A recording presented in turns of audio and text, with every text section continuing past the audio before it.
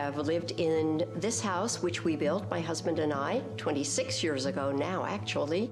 We selected the hardy plank, the concrete siding, and also the metal roof. Then when we moved up here and heard about the 49er fire, that's when we started to say, wow, this really is even more important than we first realized. So the 49er fire is one of the most historic fires in Nevada County's history. They figured it changed the laws of the state of California that said this is how you have to protect your home. That came out of Nevada County. Steve Eubanks came from the Fire Safe Council, and the main thing we needed to pay attention to was the ladder fuels. Planting has been removed from the edges of the house so that it does not touch the house. It was an incredible service from the Fire Safe Council to come out and spend a couple of hours going through this property. So the ready phase is when there's no immediate threat to you and your family. This is the time when you should be doing education and planning, whether that be training, educating yourself, or accumulating equipment, hardening your home, creating defensible space. Defensible space is really all about creating a buffer zone between your house and flammable vegetation. We really focus on defensible space around the home, that first 100 feet, but also around the roadway too. Another aspect of the ready phase is hardening the home, and really what that means is making your home more resilient to wildfire. That's going to be putting the fine-grained mesh around the vents of your home so that embers won't get under your house or into the eaves of your house. That's going to be using non-combustible materials on your deck and around your home. So when an ember storm comes through, it's not going to ignite your home itself.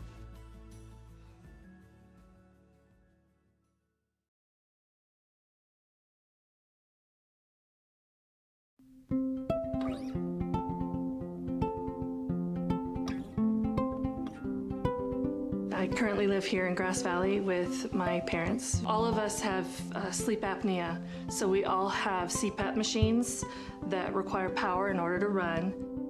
I also use a nebulizer, and that's used to disperse medication that I need to get myself breathing again.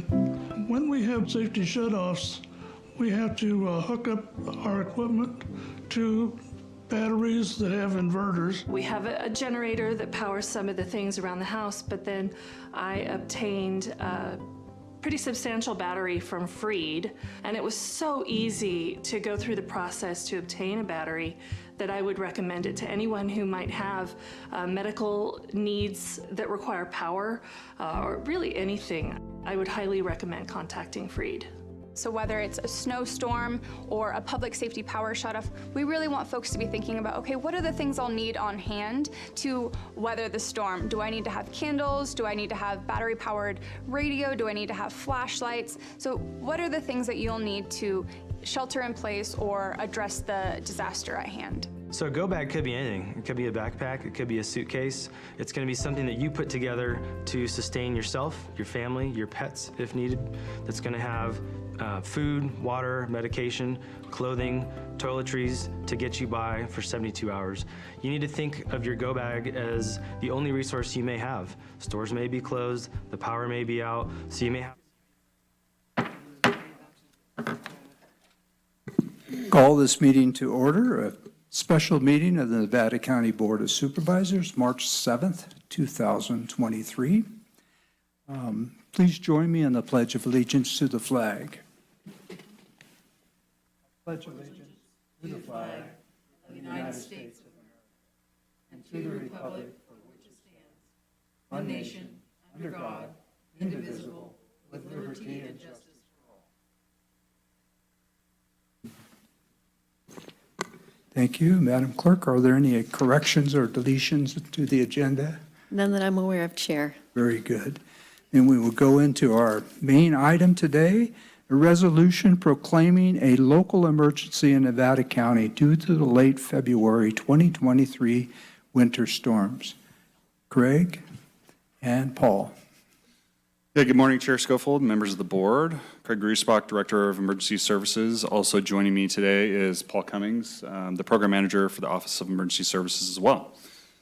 On February 25th in the early morning, our community was hit with an intense series of winter snowstorms systems that also continued into the following days, as we all have experienced.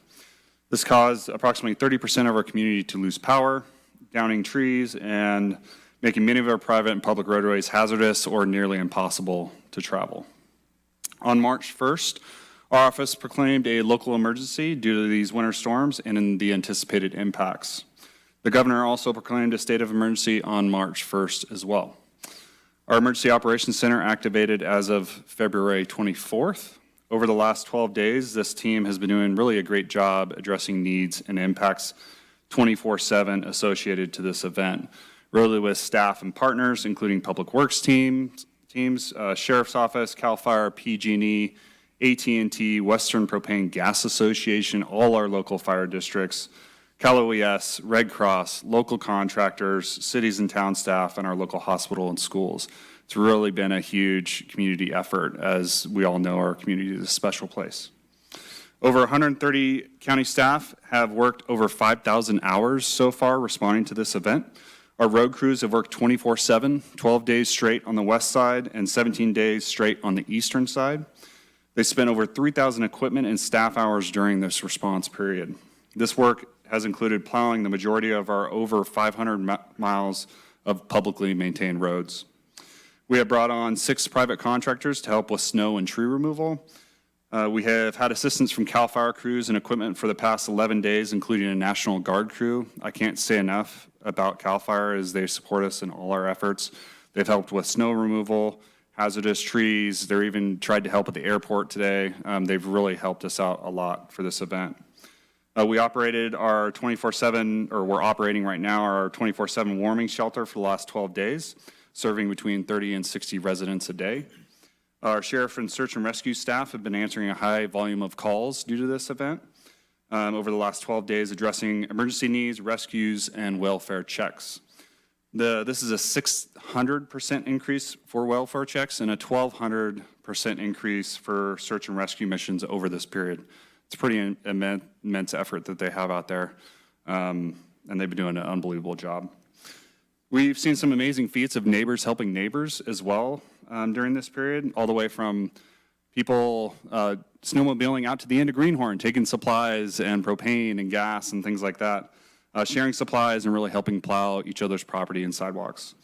We know we have a resilient community, and we want to ensure, and we know our community will keep on doing this, helping each other until we get through this event. Looking forward into this week, our priorities continue to be clearing and improving access throughout our road systems, supporting our emergency responders, preparing and looking forward for recovery efforts, and helping address community needs as they arise. As of this morning, approximately 5,800 residents are without power, and this is down from 17,560 at the height of this event. The item that you have before you today is ratifying the local emergency proclamation that allows us to be more effective responding to winter storm impacts, seek and utilize mutual aid as needed, obtain state and federal funding as it becomes available, and ensure that we have necessary tools at our disposal to endure this ongoing event. I want to reiterate that the local emergency has been enacted for 7 days, and this action continues this emergency declaration. Staff's recommendation is to adopt the attached resolution ratifying the proclamation of the local emergency in Nevada County due to the 2023 February and March winter storms. I'd also like to thank your board for being actively engaged in the community. We've been talking back and forth quite a bit, and you've been providing a lot of information, intel, and on the ground, ground truthing, so to speak, of what is happening so we can respond appropriately. Also, a huge thank you to your board staff and the CEO's office for coming together in a short period. We have to ratify this within 7 days, and when we're within that window, and this is a big lift as well. So thank you for all the board, including the clerk of the board. With that, that concludes our presentation. We'd be happy to answer any questions that you may have. Thank you, Greg. Questions and comments?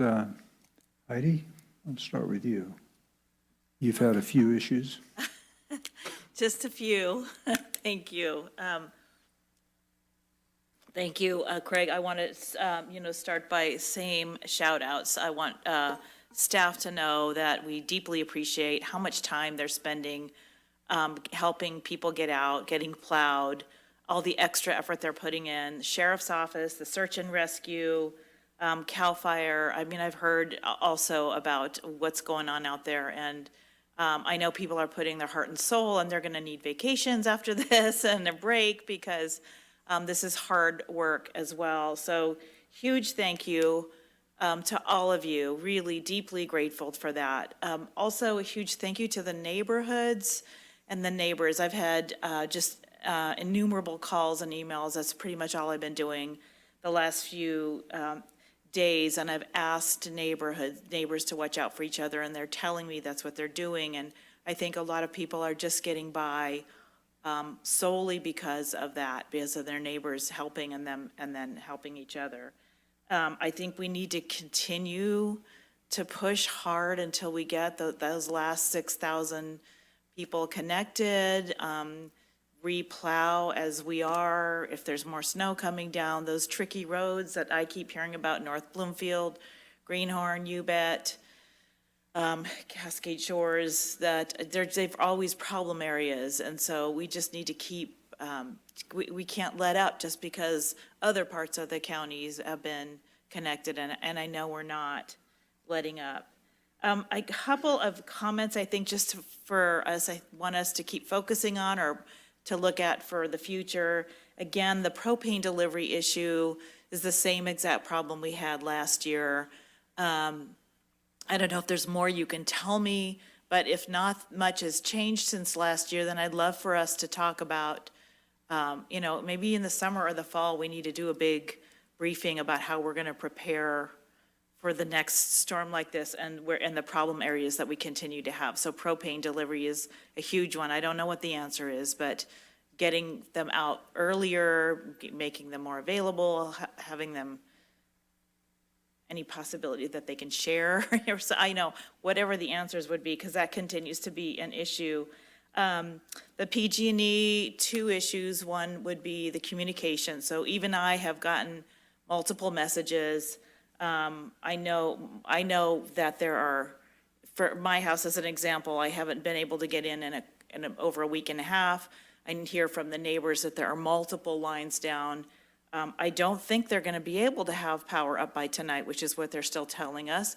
If they do, that's fantastic. But I know people are feeling burnt out by what they're being told by PG&E when the power will come on and when it doesn't. So that communication that we're getting from them, we need to keep asking them to be realistic. Again, it's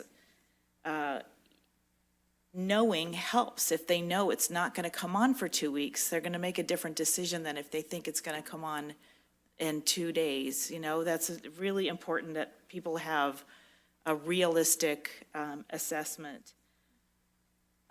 Just because we're on PG&E, we've been having these quarterly meetings with RC, and we've had these conversations with them about, again, in my neighborhood, I've had probably up to 10 different contractors come through in the last year doing one tree here, 3 branches there, picking up that load. It's just insane, the lack of coordinated response. There's not one truck coming out and dealing with everything in 1 or 2 swaths. As a result, we're having the same lines come down that came down last time, which I'm hearing from almost all of my constituents who are having problems. Same tree areas, same lines, same problem parts of the roads. So what have they done in the last year they've done a lot of work, but they need to be getting to it faster, and they need to have a more coordinated way to address those problem areas. We shouldn't be having the same exact problem areas this year that we did last year. And then just the last comment, the press conferences I think have been really great that we're sharing all this information. What I would love to see is that after we tell people what we have been doing and what we have done, which I think is very helpful, we need to follow through and tell them what they still need to do. They still need to call 211. Everyone I'm talking to, I make sure they know if it becomes more urgent and you can't get what you need at 211, call 911. They still need to know to stay away from power lines unless they're being told it's safe. They still need to be reminded about the propane issues, snow loads. They still need to be told to check on their neighbors. We need to tell them when somebody asked, PG&E said, no, we're not bringing firewood out. Well, we can't just leave it at that. If you need firewood, here's what you should do. If you need food, here's what you should do. If you can't reach your neighbors, here's how you can ask for a welfare check. So I just love for us to follow up if we're doing another one, and again, in the future, here's what we're doing, and here's what you still need to know and still need to be preparing for. So I hope that's helpful. And again, huge thank you. We're not through it yet, so I'm remaining nervous and alert. And I know I still have a lot of constituents out there who are worried, again, about their situation today and how much longer that is really going to last. And so what they need to do to plan for that. Supervisor Hall, that is great feedback, especially on the press conference. We're taking notes as we speak here so we can continue to improve on those.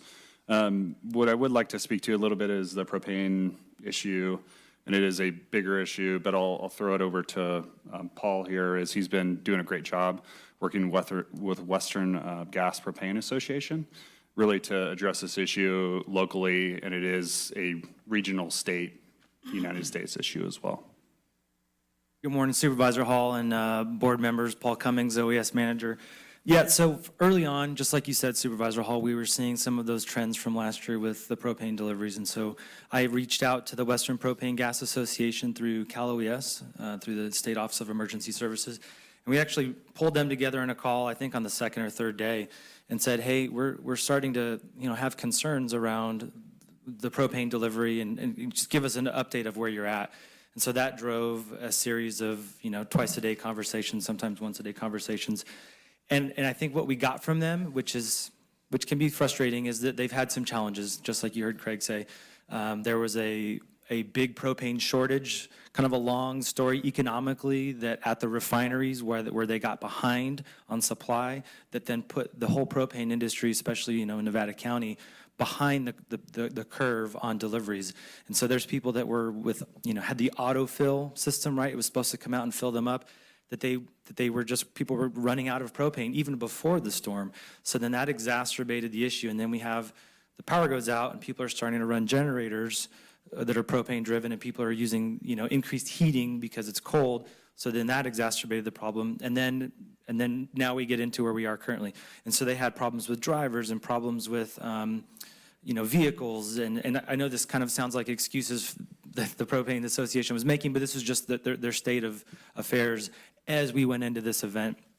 But we did try to push them and say, hey, what can you guys do to bring in drivers from outside the area? What can we do to better support you, as a county or with our public works, or even just communicating to residents, because we ask them, you need to be pushing information to our residents so that they understand what you're doing to bring them propane. That's not our place as a county, that's for them.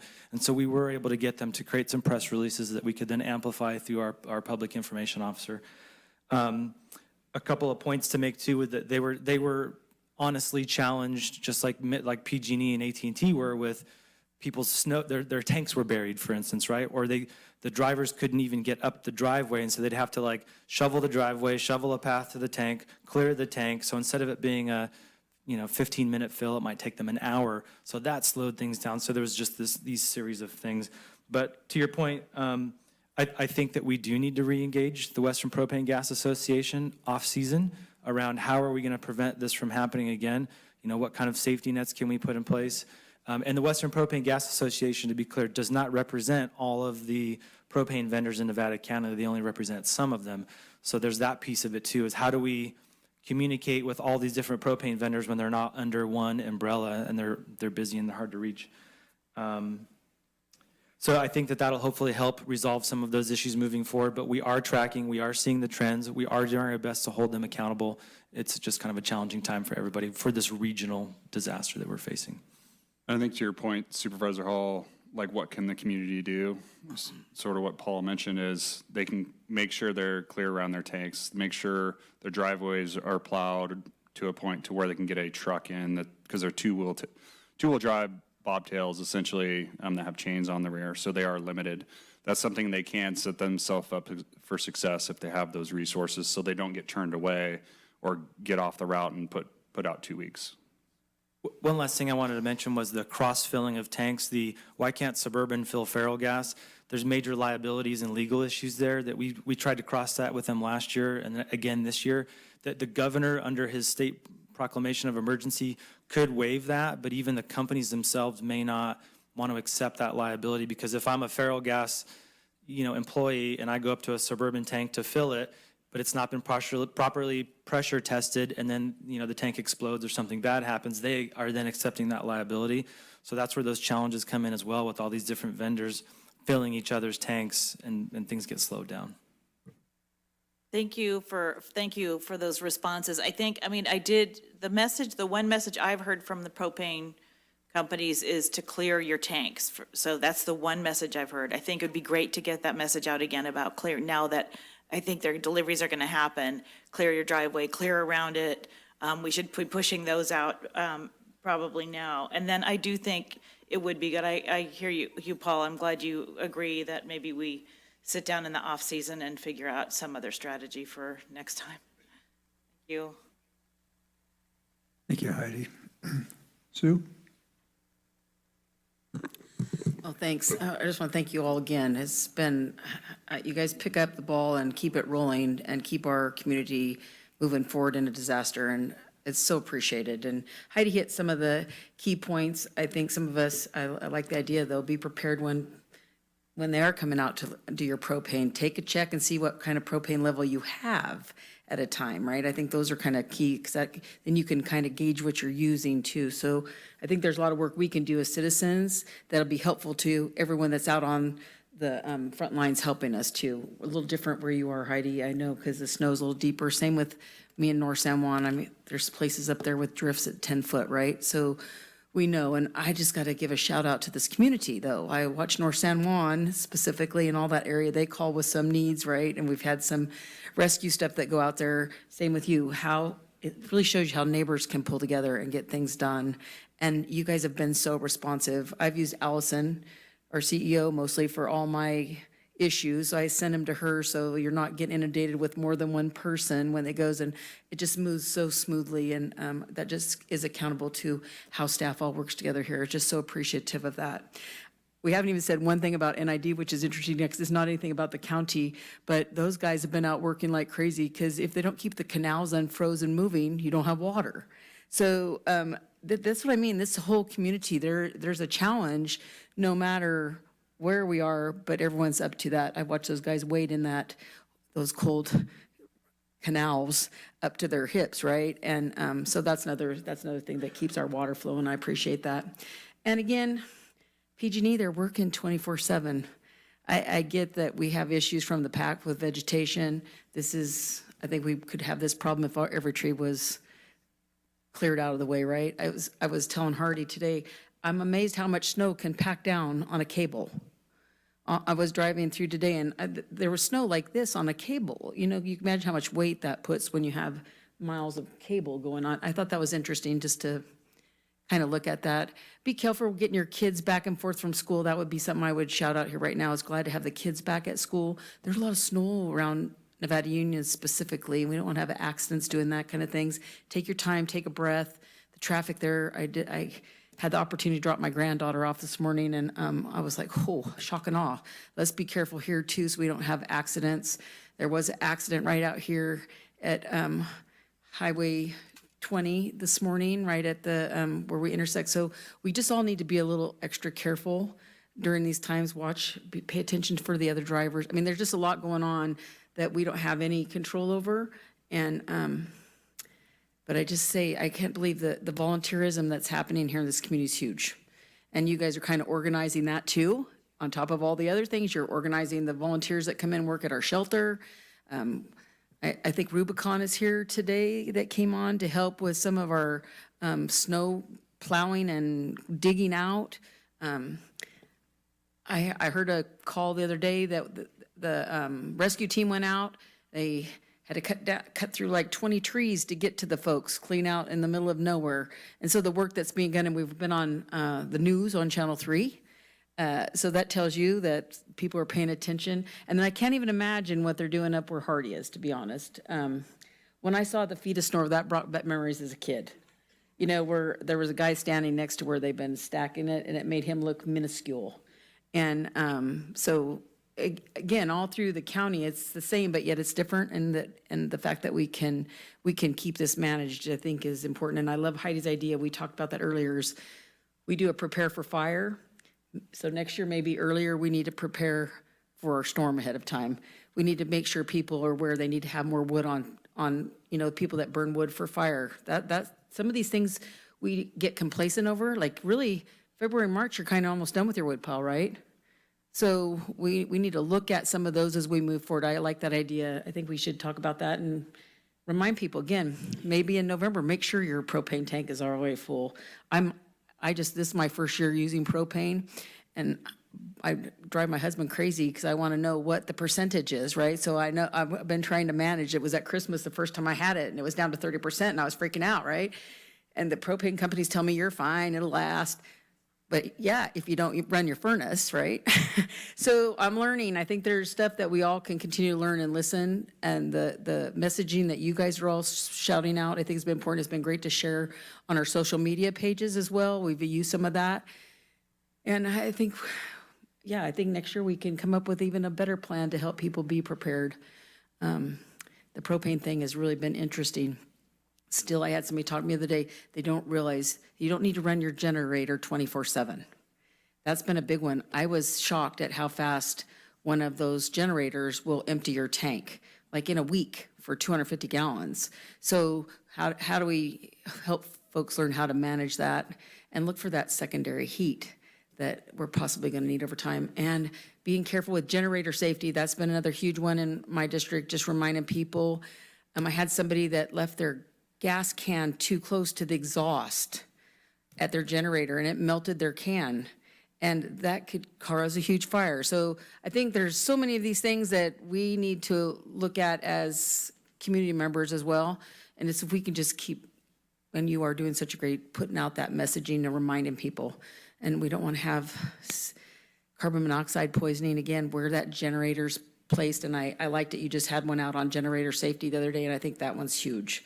So I won't talk anymore except for but the Giants, thank you to the whole teams out there. I just can't imagine, we don't have a big, huge road crew, right? But yet they're out there 24/7. I don't think people realize that. We just think that we just drag them in out of nowhere, right? Well, you can't just put anybody on a piece of equipment. And so these guys are all given it 100%. Like our sheriff's department, I got to give it a shout out and dispatch. They've been huge, busy, getting people out to rescue. I mean, just so impressed with that. Dispatch, so efficient, getting that out. We've did some rescues for people that, not everybody hears about that, but these guys are out dragging around in the freezing cold, getting job done. So, and Craig, I know, I asked him if he had a cot in his office, or Paul. They don't yet, so, but if it kept snowing, they might have to come and live at the Root Center. But, again, just thank you to everybody. Thank you, Sue. Lisa? Thank you. A big thank you to all the hard work that's gone into helping people the last 11 days now? 11 days, yeah. So I would reiterate pretty much everything that has been said. The proactive approach last year, thought that was the biggest storm we'd ever seen. It was a one-off. But now that it's 2 years in a row, hopefully people will take it more seriously. I can't tell you how many people said to me, oh, the Weather Service is never right, and they didn't prepare. My district's a little bit different. Most of my constituency is hooked up to PG&E and natural gas, so I haven't had the big propane issues. Access, though, has been big issues in Grass Valley. Because the roads are so narrow. So whether it's the county or the cities that are plowing, there's so much snow that has burned up people's driveways. So shout out to all law enforcement personnel and all fire personnel who've been out there actually individually shoveling people's driveways so that they could get out. I did receive some calls from people who were concerned about emergency access, that they would be unable to get out. And my response is call 911 if you have an emergency, and they will come and get you out. And that seemed to alleviate some of the fears, because people were concerned that if they called 911 that no one would be able to get up to them. My experience of watching, especially with the sheriff's office and search and rescue, they've pretty much been able to get to everybody who has called them. It might take a little time, but they've been doing the welfare checks and they've been getting out there. So thank you to everybody that has helped do that, because that is no easy feat. On the PG&E issue, what I noticed was the lack of good communication. They're communicating, but the information is wrong. And like Supervisor Hall brought up, people make different choices if they had the right information. And what I saw in my district was they were telling people that their power would be off for actually more time than it was. So people left and they got a notice saying that their power had come back on. So, it's expensive for people to have to go stay in a hotel or try to get out and, get down to stay with family that might be in a different location. So if PG&E can just work on getting it right, I think people would be appreciative. So, everybody working together has been pretty incredible, especially through the neighborhoods and all the people who are offering to shovel snow, and there's been people who've put together lists, so you can figure out what you need. And also a big shout out to 211. I've referred quite a few people to them, and I actually called them myself just to see what the wait time was. Less than 4 minutes. They've done an amazing job. The woman I talked to was extremely helpful, and everybody that I referred over to them called me back, or I reached out to them again, and were really appreciative of the help that they got. So keep up the good work. I think is the snow over? Do we know? Are we going to get more snow this week? I mean, I thought what I saw, it looked like it's kind of tapering off and it's going to turn to rain. So then I guess we have to worry about flooding, and I'm assuming that OES has a plan for that as well. Maybe you can share that with us a little bit if people are going to experience high water runoff. I think what we can say, oh, sorry. No, go ahead. I think what we can say is we've been on daily calls with the National Weather Service. Other counties have the same concerns. A lot of people are sitting on a lot of snow right now. We have 1 to 3 feet of snow, or 27 feet of snow, I guess, in Truckee, whatever they have up there. Once the rain comes in, though, depending on the elevation, which is they're still figuring that out. Is it going to come in at 7,000 feet? Is it going to come in at 8,000 feet? That rain on snow will melt the snow. But what they're trying to reassure us of is that it's the timing of that. It's not going to be catastrophic and create flooding. It's going to be gradual. What they've repeatedly said is this is not going to be like the 1997 rain on snow event that created major flooding. So but we're working with them on that. We're meeting with them daily. We're preparing internally for that. In fact, right now we're upping our sandbag supply, our sand supply. We're going to lean into sandbag messaging today. We're going to start to pivot from digging out, of course, continue to help your neighbors, but preparing for potential flooding, because we want to hope for the best but plan for the worst, right, when it comes to this upcoming weather cycle. So there are a series of rain events coming that we're going to try to prepare for, and we'll see what that happens when the snow comes on rain. Great. So just one final thing. I did receive an email this morning from Kimberly Parker, our economic development specialist, asking if we have constituency businesses who might have some issues. So I just want to put that out there. If you are a business located in Western County, please feel free to reach out to me, and I will be happy to connect you with resources that are available. I know that PG&E is offering some resources with our declaration of an emergency through the state. There's some resources through the EDD for people with their employees. But if anybody is having business issues, feel free to send me an email or give me a call, and I'll see if I can help them out. Thank you, Lisa. Artie, tell us about snow. It's been amazingly well in East County. The power's been on, which is TDPUD and NV Energy and others. We've gotten 10, 12 feet of snow, but the impacts have not been like West County. So I'm really grateful for that. It seemed like another very big snowstorm in East County, but I think we had one county issue with the loader a couple days ago plowing nobody was injured, but the significant issues are not like you see in West County. I am concerned about the same places we talk about, Cooper Road, Bloomfield, and then you bet those areas, the more off-grid areas where trees and power lines are down. And it's even in a good period of time, it's hard to get to some of those locations. So I've really been, the constituent calls I've had and communications I've had have been just exactly like what's been described. If you have an emergency, reach out. If you don't have an emergency and you can get by, reach a neighbor and trying to communicate back from the county's position what we're doing out there in those remote areas. So District 5 on the west side is really what I'm concerned about. And, just a huge thank you and appreciation for everybody who's out there, from the Sheriff's Department, OES, PG&E, everybody, the town of Truckee, police, Caltrans, those staff members have been in our community.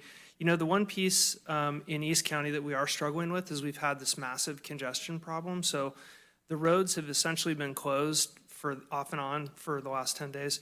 So Highway 80, 267, 89, and 20 are all closed. So it means that our community basically has really small windows of getting in and out.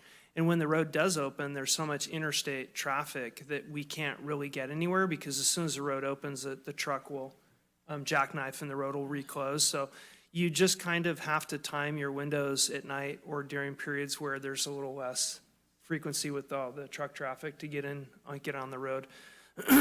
Excuse me. But I came down this morning. Highway 80 was great. 20 is still closed. I would make an official request that when 20, with our Caltrans partners, and I've articulated this to Tricia as well, that if they can start from Nevada City to the town of Washington, that's the most important stretch. There's residences all along that stretch. So the upper portion, if we have to abandon it and utilize 174 to get to our community through 80 and Colfax, that's one thing, but we definitely want to make headway as soon as possible on the lower section for people that live in those areas. And that includes everything from Scotts Flat, all those different small roads that take off of 20, Missouri Bar, et cetera. So that's a priority of mine if we can get in there. The little town of Washington's doing great, as usual. They have power and phone at the town. And Caleb was working with Mike Stewart, the fire chief, to make sure that if there's really impacted residents, we're getting over the Rubicon crews to get in there. But I did want to pass along some support to roads, because Mike immediately reached out and said, hey, roads are doing a great job keeping our road open. So great kudos, pass that along, please, to the people that are working. Have been in contact with our new AT&T business representative, who ironically emailed the day the power went out, and I think I copied Allison on that, just saying, it's imperative that when the power goes out, that you create infrastructure to back up your wireless or your copper, whatever you're dealing with, to keep it on, because that's critical. Cooper Road in Bloomfield, people were emailing me saying, hey, I'm so glad I can communicate with you, because I have a generator, but I don't have power, but I have communications, which is like key. So I think we can continue to utilize those connections, propane industry, communications, and others, to really do some messaging this summer. And I do like thinking about focusing more resources this summer to get prepared for next winter again, because, we jokingly talked about how many 100-year events can you have in 2 years, but we seem to have a lot, and it's going to keep, if we're going to be resilient, we have to keep planning for this. And so I know we have a lot of board objectives that have funding priorities associated with things we're dealing with, resiliency and economic development and public safety. So I think we can get some of the funding in the areas to promote this during the summer, when it's hard because people want to be out having fun during the summer because it's been a tough winter. But summer's really when you need to put another propane tank in, or you need to, make preparations to keep things going in the winter. We do live in the mountains. And then on the business impact, I did want to mention, I have gotten a few people reaching out to me talking about the fact that in East County, the businesses have been closed for long periods of time based on the fact that we've been snowed in, schools are closed, and roads are closed. So I really appreciated Kimberly's email, and I as well will pass along any information I have to the business community on what we can do to help. It was COVID, and then it was Snowmageddon, and now it's another storm. But I think the point in all that is that we recognize that this is maybe not going to change, and that we need to prepare ourselves and perform differently with our partners, stakeholders, and community members. And that's the reality of where we live. And so we'll just keep talking about it and trying to get help to everybody we can. But I'm a little concerned about the weather coming up. I know that we're going into a warming trend, and I guarantee, I think what I'm seeing is exactly what you described, is possibly a rain on snow event, but not catastrophic where it creates flooding or anything. So that's pretty good. And hopefully at the higher elevations, it remains snow so that we don't do any significant damage up there. But again, huge thanks to staff, and everybody's been quite responsive to me. And I just appreciate the phone call occasionally from Craig to say, hey, what's going on in your district? What's happening there? And I really appreciate that line of communication. As briefly as it may be, it helps me articulate back to everybody what's going on. So thank you again, and keep up the great work. Thank you, Artie. And I just, I mean, these guys have pretty well covered it. I want to say thank you to you and Craig and Paul and your team. And, you know, I was thinking, you know, we think those first responders, and typically we think fire and law enforcement, and yet there's so many more elements of the first responders and people like Trish, like your team, and those guys deserve a big thank you too. And the guys that are out there on the lines, PG&E, the propane drivers, those guys are really first responders, and they don't need to be taking the wrath that maybe their company needs to get occasionally. And we always have to remember that. I think some of the calls that I've gotten, it's like, give them a break, you know, especially the guy calling about waste management and their scheduling. It's like everybody's got that schedule in the county right now, so come on. But I think I think all of us mentioned communications. To me, that's the huge issue. We have a storm of this significance. We're going to have the same issues again. And I think that, Heidi said it first, you know, if PG&E comes in and says, look, we don't think we're going to get there for like 2 weeks, well, first of all, don't have it come back on a couple days later, but you make different decisions for that. So that's a huge thing. But with propane, especially, I think communications have been very, very bad with propane. I mean, what I can tell, people calling me, they don't get any response. Nobody's calling them back. They don't know. I think a lot of it is fact that I got an email yesterday saying, or Sunday maybe, I don't know. He says, hey, I just got a call from Fresno saying my tank's going to be filled tomorrow. This is great. Well, I got an email from him today, going, well, they didn't show up. So he's dealing with somebody in Fresno.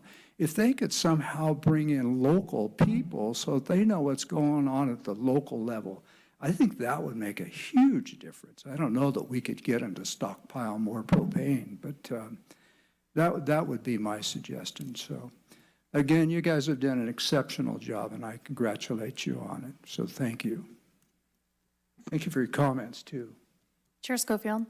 Yes. We have our county assessor here, and I'd welcome the opportunity for him to maybe provide education to the community on the reevaluations of homes and parcels that have been damaged.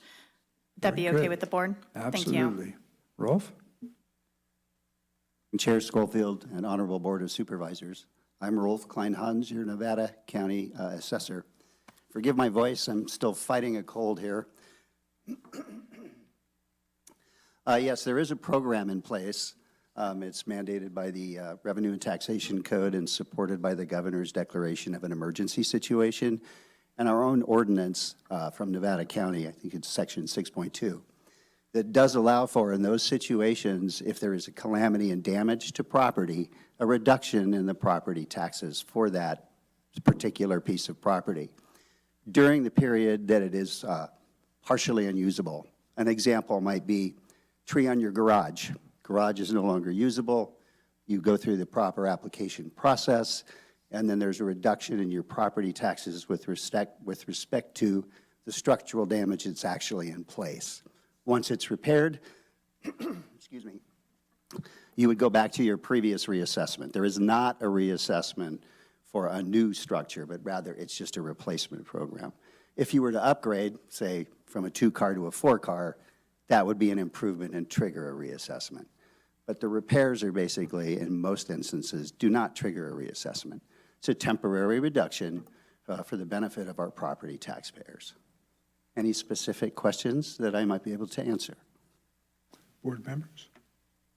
Yeah, just, where did I hear? I heard that, but I haven't seen any communication about that in any of the tons of communication we're pushing out. Can you provide something written and how to do this to maybe tailor that we could add into one of our pieces that's going out?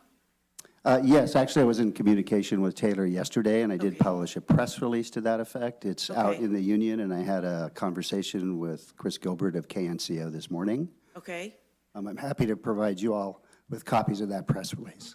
that'd be great, or we can push it out through our county Yeah, so Facebook Supervisor page. Hall, this is just recent information. Perfect. And Ralph's done an excellent job working with our PIO team, and we'll continue to push that information out with other storm recovery resources. Perfect, thank you. That was helpful, because I read the press release too, and I didn't understand it that well. So this is a better for me, so I appreciate that. Yeah, it's I just wanted to be clear, was it a deduction, or whether it was a deduction in your taxes? That's where I was just kind of, It has to do with reduction in the assessed value of your property due to the extent of the damage.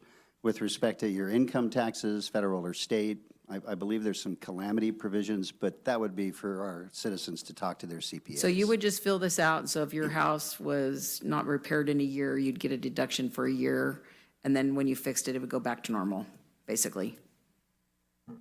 I'm not exactly sure on this, on the timing, on That's what how I'd be long curious. that might be there, but you have 12 months from the date of the catastrophe to file your application. There is some expectation that you would move to fix it, or you would probably end up with a red tag of some kind at some point. Yeah. Okay, that's clarified a lot. I appreciate you coming and doing that for us today. Of course, it's my pleasure. Thank you. Any other questions? I think we're good, Rolf. There is, there is some confusion, I think, has really nothing to do with the assessment, but the federal government has named certain counties under emergencies to where you can turn your tax in October. And I do know that we're not part of that group, but there could be some confusion there. Yeah, again, I can't speak to No, federal I know or state that, income Rolf, I know taxes. that. But I do think there could be some confusion. I mean, You're right, that's, we're not eligible. Our taxes are due April 17th or whatever it is. Okay, thank you. Thank you, Rolf. All right, is there any public comment on this item? Is there any callers? Yes, Chair, we do have a caller. Very good. Can we bring that caller in?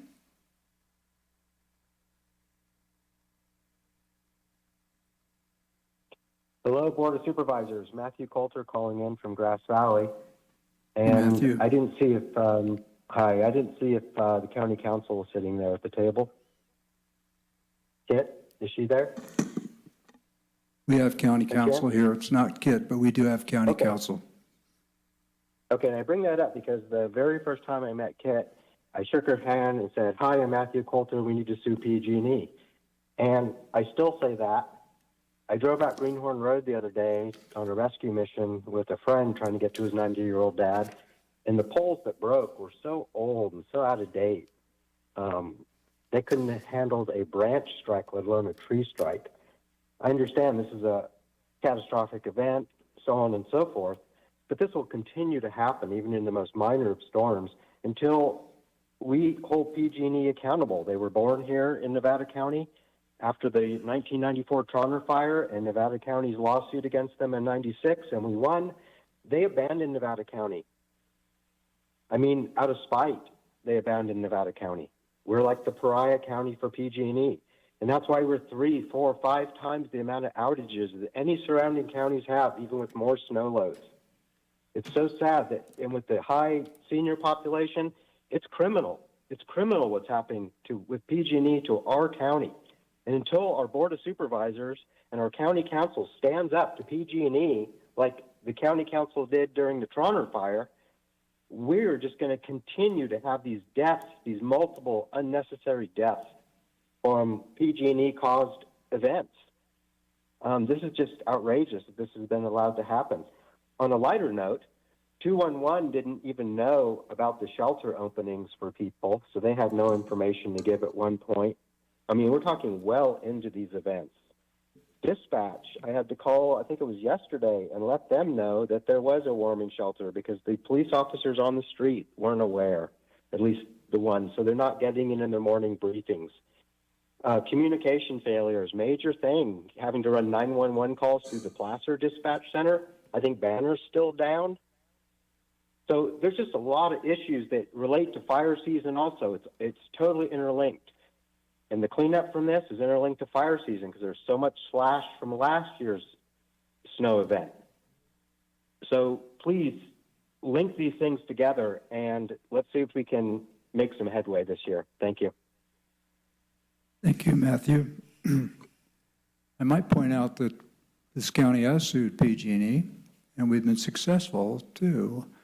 I think we just got money in from, what fire was that? It was several years ago. Lobo Fire, I believe is what it was. Yeah, yeah. But I think Matthew makes some good points. That I think it was brought up at a recent meeting we had that they really need to bring their equipment up to speed. Anyways, is there any further comments, Madam Clerk? No, Chair. Very good. Then I think we need a motion, don't we? So moved. Second. Motion Supervisor Hall, seconded Supervisor Hook. Madam Clerk, roll call, please. Thank you. District 4. District 4, yes. District 3. District 3, yes. District 1. District 1, yes. District 5. District 5, yes. And District 2. Yes. And with that, there's no further business. This meeting is adjourned. Thank you, Board. Thank you, Craig. Thank you, Paul.